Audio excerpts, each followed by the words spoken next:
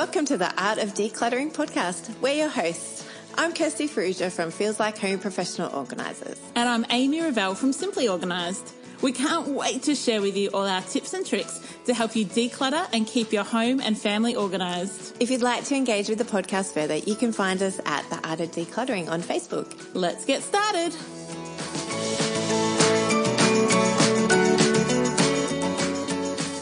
You've joined us for episode 34 of The Art of Decluttering. Today we'll be talking about decluttering and organising your garage or shed. Woo-hoo! These are one of my favourite places to declutter. I know, because there's so much you can declutter, right? Yes. Do you do clients where you do like just the husband in his garage or shed, or do you tend to do like husband and wife help out in the garage or shed? Do you have like a thing? I don't have a thing. I do get lots of wives ringing me up and saying, can you please help my husband in his garage or shed? And as with anything, the person whose stuff it is generally has to be on board and generally has to be inclined. So, but I do have husbands call me and say, please come and, or, you know, like I have men call me and say, right, I'm ready. It's time. I need hoarded to fit. Long enough. Yeah, I need to fit my car in the garage, or like we've been hailed on, and I really need to get my car parked in the garage. Yeah, because it costs like a lot of money. Yeah. Speaking as someone who just put in 3 claims from the recent hailstorm we had in Melbourne. Yay! And we had one last February, this time last year almost. So It's expensive not to keep your car in the garage, isn't it? yes, and that's our number one goal in. Like my number one goal for most people in garages is to let's get your most valued asset other than your home. Let's park it in the garage if you have one. Absolutely, because that's like in Australia, we build a house and attached to almost every house that gets built now is a home for a car. Yeah, so why wouldn't you home your car? And it's cheaper for your insurance. It's much nicer on a day like today when it's 39 degrees to get into a car that isn't scalding hot, given we don't have, you know, those vinyl seats you used to have in the 80s. My mum used to drive this awesome Ford, what was it, Fairlane. And it had these vinyl seats, no aircon. The seat belts would burn your poor skin. It was awesome. But Awesomely bad. it was awesomely bad. The memories are awesome because we like reminisce about it. But at the time, it was horrible. It's not so much fun. No, but if you have a garage, chances are you're probably not parking your car in it. I cannot tell you how many people on my street alone. I live in a brand new suburb and we have so many cars in our suburb, in our tiny estate with cars parked out. And fair enough. Some of those have got multiple cars in their family, got teenage children, and there's only 2 spaces in a garage to fit cars. So if you've got 4 people, 5 people driving cars, fair enough, you can't all park the car. But if you have a garage and it is full of clutter that you have not found homes for and you have not put enough storage systems in your garage that you can't park your car, maybe you might want to reconsider that. Maybe you want to park your most valuable asset other than, it's not really an asset, it's an expense, but your most valuable It's a depreciating possession. asset. Would you call it an asset? Would you call a car an asset? Probably not. Well, it is. Some people would. Some people wouldn't. No, I don't. It's a depreciating cost of a thing that you own. It's a depreciating asset. That's how it would be termed. Well, Kirsty's come from the accounting industry, so you know the best. Yeah, I, though, think of them as expenses. Well, they are. They don't make a whole lot of money when you buy a car. You just spend money on it. Yeah, and you don't get any money back, really. Very little. Yes. Anyway, So park it in your garage. park it in the garage. So it costs you a lot of money, normally. So if your goal is to park your car in your garage, usually the reason you have that goal is because your garage is completely chock-a-block full of other stuff. And Kirsty and I have seen everything in a garage, I would imagine. Everything that a home has is somewhere in a garage in Australia. What's some weird things that you've found in garage? Not weird, but what's something surprising that you found in a garage? I found a sink. You found a sink? Yeah. And I found an oven. Mm. Yeah, and I found some dead animals. I've had dead animals. I've had boxes. Oh, okay. It's not really weird. It was just more something That's what I said, surprising. surprising. One of my beautiful clients had, I would guess, maybe 500 magazines imported from Europe. So her family had lived in Europe and she had reason to collect magazines that were totally useful and helpful to her when they were in Europe. And then when they packed up their shipping container to move back to Australia, all of the magazines came over as well.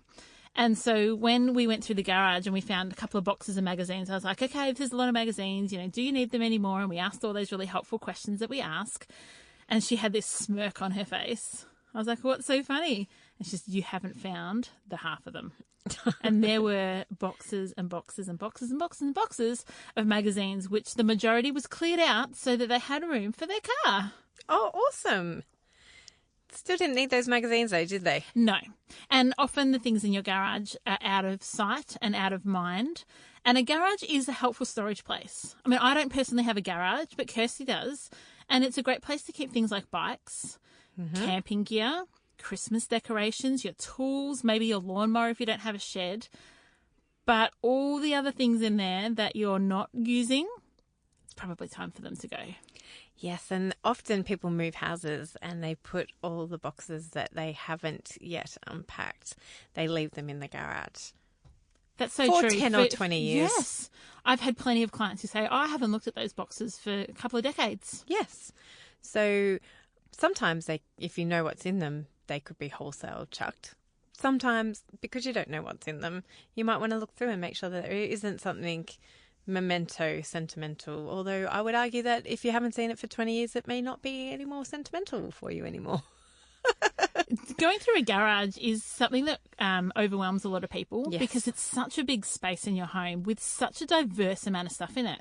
And then you not only have to go through it, but then you've got to figure out, like, how do I put the stuff back in? Are there storage solutions? How do I keep my bikes that they don't all scratch the car when they fall over? How do I keep the bike helmets that we don't end up with redbacks in them? So, Kirst, have you used any cool systems, or like what's kind of your go-to for organising a garage? It depends on how big the garage is. If there's enough room, then having a shelving system is ideal, because then you can store things in boxes that have got lids, preferably like plastic boxes from Bunnings and the like, because then they are spider-proof. Yep. They are waterproof. So if your garage floods, for instance, I was talking to a client yesterday actually, and she was saying that she lives on a sloping block. So her neighbour, their garage floods and their neighbour's water comes into their property as well. And so they had everything up on stuff. On chocks. Yep. But not on chocks necessarily, like on a exercise machine. Exercise. So they had stuff. Just, I haven't seen the place yet. She's a brand new client. But she was saying that they had to have things lifted up. So I think if you have the space, and only if you have the space, having shelving units around one side of the garage, and even shelving units, or like one shelf up high above the car, above your headlight. I've seen that on Pinterest. Yeah. It looks really cool. Yeah. And a bit scary. Like, I wouldn't want to get up there. Oh, really? Yeah, I'm totally scared of heights. Really? Like bad scared of heights. Just above your head height? Like stand on a chair height. Wow. Like wear high heels, feel a bit giddy height. Wow. The things you learn too late in a friendship. Hashtag. I loved, Kirsty, too, those open shelving units. Yes. And my biggest go-to is always those tubs from Bunnings. I think they're about $8 each, and they're 50 litres. And they're just brilliant. They seal really easily. They're lightweight, which means you can put some heavy things in them and you don't then have to carry extra weight. And they protect them from dust as well. Yeah, dust. And really from air too, because, a lot of plastics will actually erode if you just leave them in the garage. But putting them away somewhere, at least you don't have that moving air around it all the time to dry things out as well. So what we have in our garage, we have shoe rack. Shoe rack. I'm thinking That's a getting word. my words. Yeah. So we've got shoe racks just outside our entry door. So that's where all our shoes live. And it is often sprayed for spiders, because that's the bad thing about having your shoes outside, is that spiders can live in them. And then above the shoe rack we have IKEA hanging. Go on, get the name right. I don't know. What's it like? They got like, where you The have. bi-gel hooks? I don't know. I I wouldn't could know. say whatever I want and you wouldn't could, know. Exactly. They're the harumph hooks. It's got a backboard and then it's got hooks on Excellent. it, so that we hang jackets up there in the winter, and like it's that we've spoken about this before. It's our mudroom, and we also have my helmets there, but on the side of the shoe rack we have the kids' helmets on. Nice, so they can grab them themselves. Yes, we also have around our garage. We have a couple of tool boxes, like on wheels. Yep. For my husband, we've got open shelf rack for more tools and more like nails and screws Stuff. and not boys stuff. Hey, It's that's not my boys stuff in our house. Yeah, that's why I correct myself. Good girl. In our family, it's Simon's domain and Amelie's domain, so it's a gender after my own neutral heart. place. Then we have a cupboard that has more stuff in it that I don't know because I don't go into it. And then we have our filing cabinet, which we've spoken about. That That's isn't right. used as a filing, only half used as a filing cabinet and half used as old sheets and old towels. Do you keep both cars in the garage? We do keep both cars in the garage because I haven't Winner, finished winner, going chicken around dinner. our garage. Oh, you've got Because more. We've got another wall that I haven't even spoken about. We've got bikes on the other side of the wall. So hung on the wall? Actually, we've got bikes on 3 walls because Simon's a cyclist. Do you have the bikes up on the wall, like mounted? Yes. So we have 2 bikes mounted on walls on flat against the wall because they've got those hooks from Perfect. Bunnings and wherever. And then we have a piece of wood that is mounted on the roof to the joists or whatever in the roof, and then we've got hooks on that, and so we mount the bikes up on hooks. That's cool. Vertically. Yep. Is that correct? They're hanging from a wheel. Yeah, hanging from a wheel. That So we've makes got sense. 5 of them in a row. So my little car, my little Mazda 2 parks under because Clever. it's at the back of the garage. I can picture. And then Simon's built a couple of little shelves that are just deep enough to hold all his cleaning products for the car. And so we've got a couple of shelves, and then under the shelves we've got some hooks to hang up the brooms and the rakes and the gadgets things. Because Do you we also shed have as a well? shed. Yeah, Yes. this is where I was going. We with have a that. shed. We have a shed, and in the shed is the lawnmower and the whippersnipper and the hedge trimmer. And then we've got open shelving that has got camping gear and flippers and snorkels. And then we've got another open shelving unit in there that has gardening accessories, gardening tools, because that's where all the gardening is kept.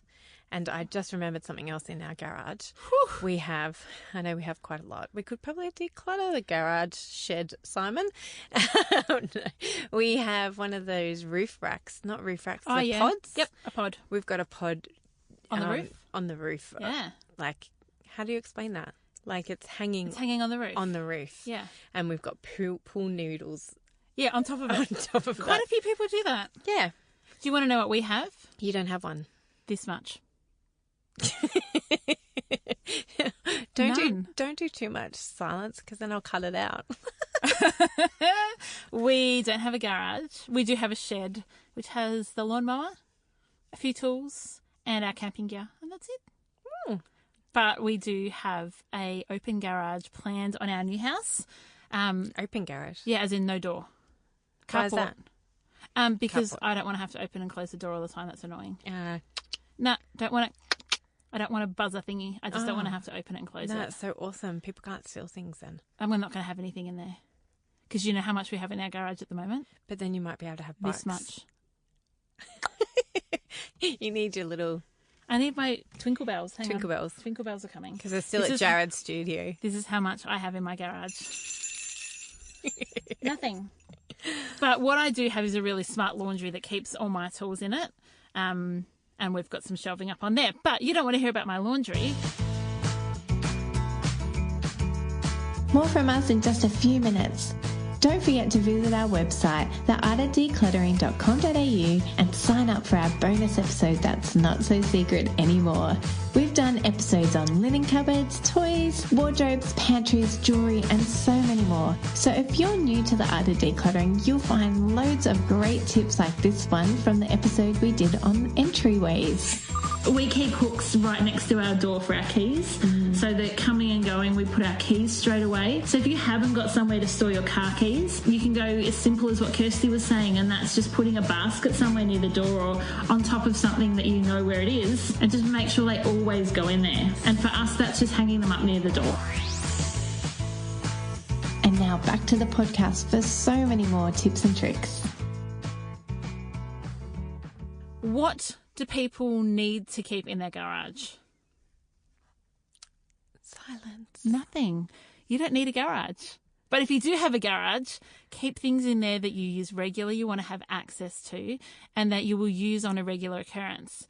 But Kirsten and I have always talked very fondly of a concept about the sharing economy. Yes. That I you don't love necessarily need to own everything when you're part of a community. Yes. You can ask your neighbour if you can borrow their lawnmower and their whippersnipper and their lawn edger and their hedge trimmer, and then pay them. Yeah, or do something, hire it from your neighbour. Or do something kind for them, like mow their front nature strip for them, or do their lawns for them. Do something. Cook them a meal. Babysit their kids. There's so many alternatives to owning all the stuff ourselves.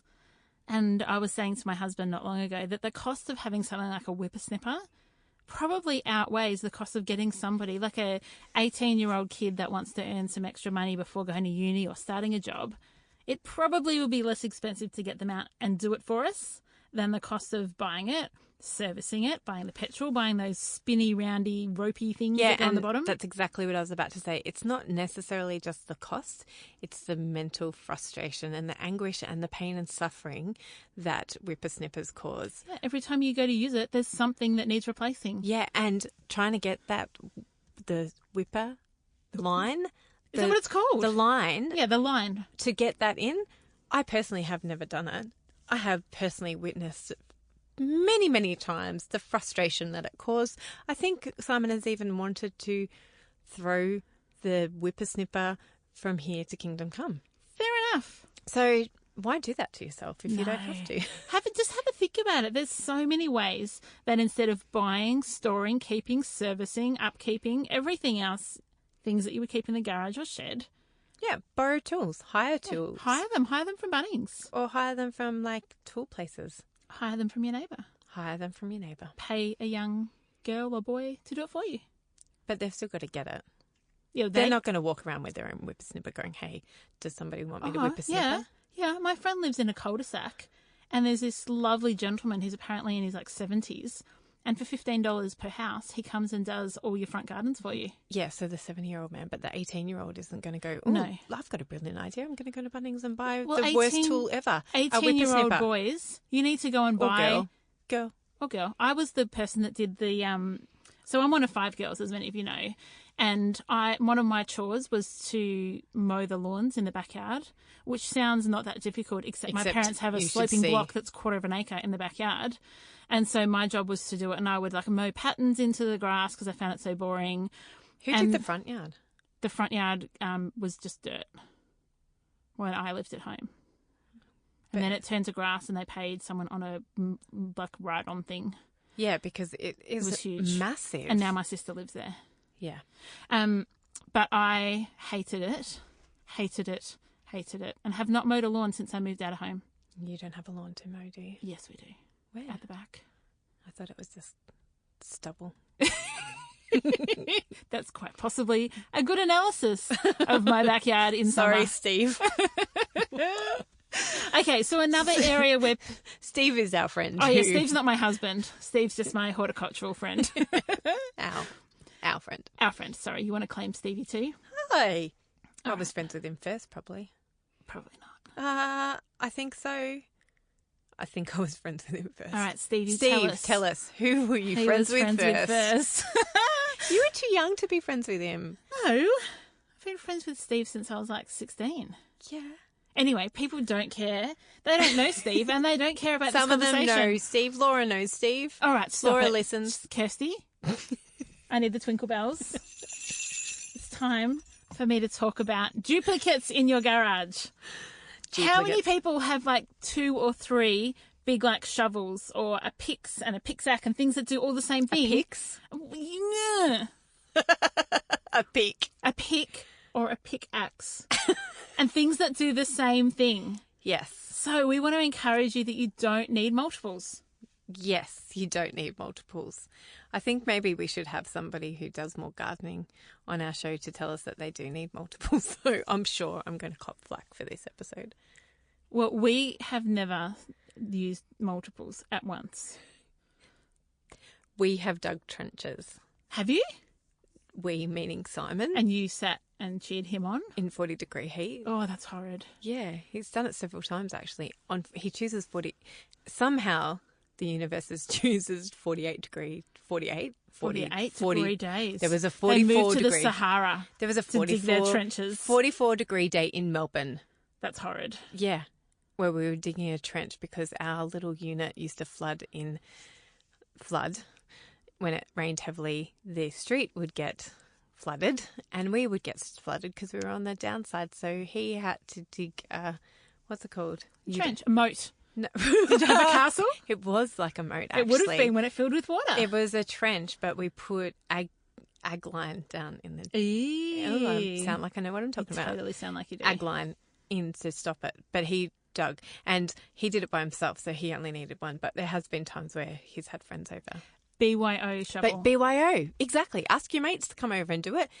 BYO, mates. Yeah, you definitely don't need doubles. But there's one very common thing that Kirsty and I find in garages, and that are your fixer-uppers. Projects that you've started or that you've at least bought the supplies for. I'll do one day. One day when the kids grow up. One day when I have time. One day when I have some me time. One day when I quit my job. Me time. Do you know what that is? No. No. This is me time. It's us time. One day. Well, I'll get round to that project. And I was how so long? enthusiastic at the start. I was so in love with this idea. I really, really love it. And I'm really passionate about doing it again one day. And I spent like $150 on the supplies. Oh, I spent way more than that. I can beat you. I spent thousands of dollars, so it's really, really wasteful of me. My wife would be to let so it go. angry if I just threw all this stuff out. So angry. Does that sound familiar? We've heard that resonating? once or twice, I think. If you've got projects that you've been working on, do yourself some favours and set aside the time intentionally in 2018 to do those projects that you love. And if you're not that excited by setting aside the time, don't do it. Let it go. Let it go. Pass it on to somebody who is passionate about that hobby, that interest, that project. Go pass it on to that friend of yours who got you into it in the first place, or who is still passionate about it, or put it on eBay or like second, Gumtree, whatever. Get it out of your house and out of your garage. It's taking up valuable real estate where you could park your car, or you could put shelving, or you can hang something. Get it out. Let it go. Get your Elsa on and let it go. and there's guilt. Yeah, Don't you find that when you've got those projects, you think like every weekend, I really should? Yeah. I really should get back to that. I really should do spend something all that about money it. on it, but you know what? You already spent that money. Can't get it back. You can't get it back. You're not going to go back to Lincraft and ask for money back for all this material that you've cut patterns out of already. You're not going to do that. So just don't let it go. Let it go. Don't allow your garage to be the final resting place for half-done, half-baked, good intention projects. Yes. Do the project or let it go. Awesome. Just say thank you, old self, for being so creative and thoughtful. New self doesn't need that. New self doesn't need that guilt and shame. Oh, I like that, Kirst. New self. Once someone has their garage decluttered, they've parked their car in it, the first advice I always give them is ring your insurance company and ask for a reduction on your premium, because it is less expensive to insure your car when it's locked away in its home at night. And if you've already told your insurance company that you park your car in the garage and you never have, Now you can go to sleep at night guilt-free and you can rest easy knowing that if somebody does break in and steal your car, you don't have to lie to the insurance company. Once your garage is decluttered, what's a good way, Kirst, to keep it decluttered?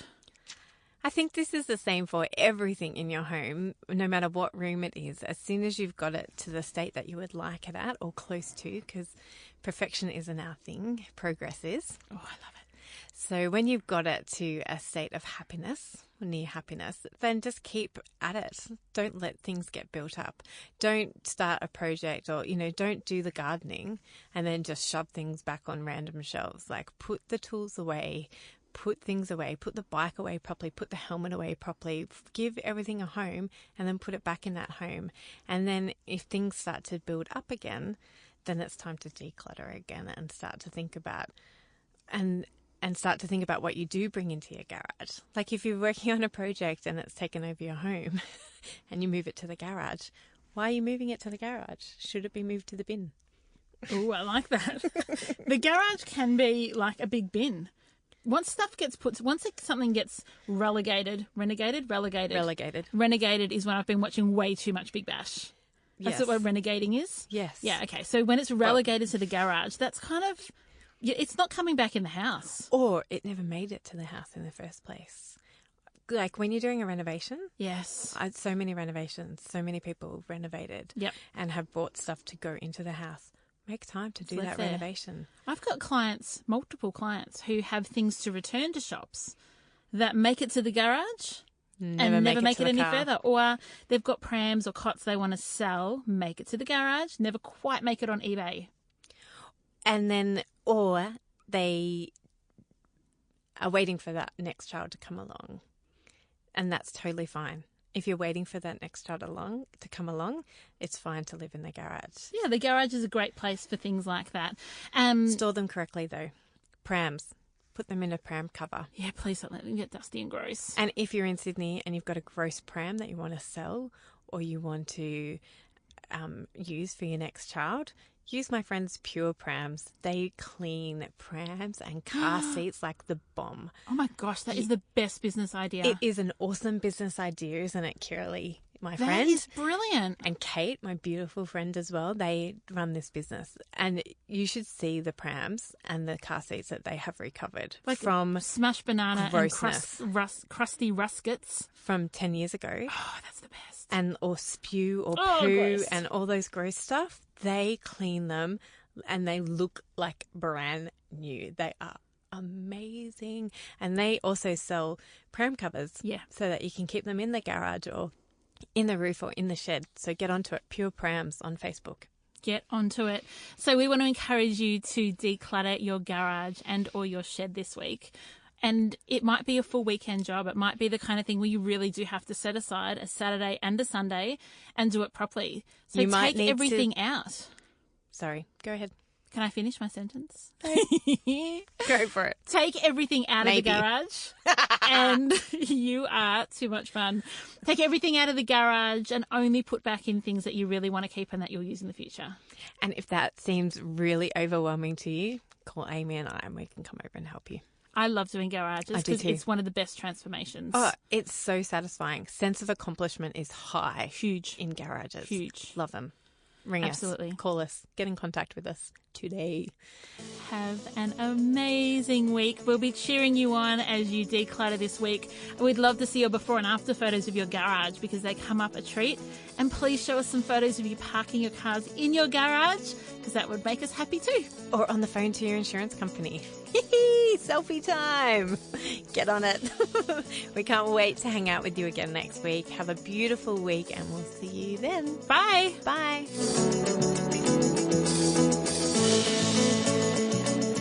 Thanks for joining us. If you've learnt something awesome today, do a friend a favour and share this episode so they too can learn the art of decluttering. You can find me, Amy, over at simplyorganised.net or on Facebook as Simply Organised PO.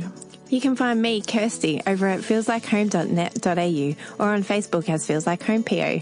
Don't forget, you can see the show notes in your podcast app or over at our website, theartofdecluttering.com.au. So if there's anything you want more info on, check it out there. If you love what you hear, we'd really appreciate you leaving a review on iTunes. We hope you've enjoyed listening and that you've learnt some tips to help you declutter and keep your home organised. If you'd like to join our supporter community, you can do so over at patreon.com/theartofdecluttering. We hope you have a great rest of your day and enjoy the freedom.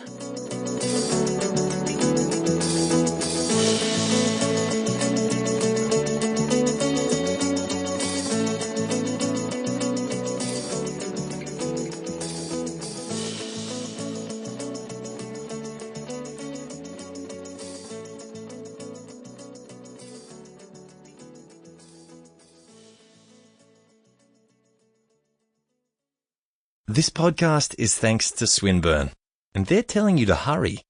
You can still sneak in for study in 2019 if you apply STAT.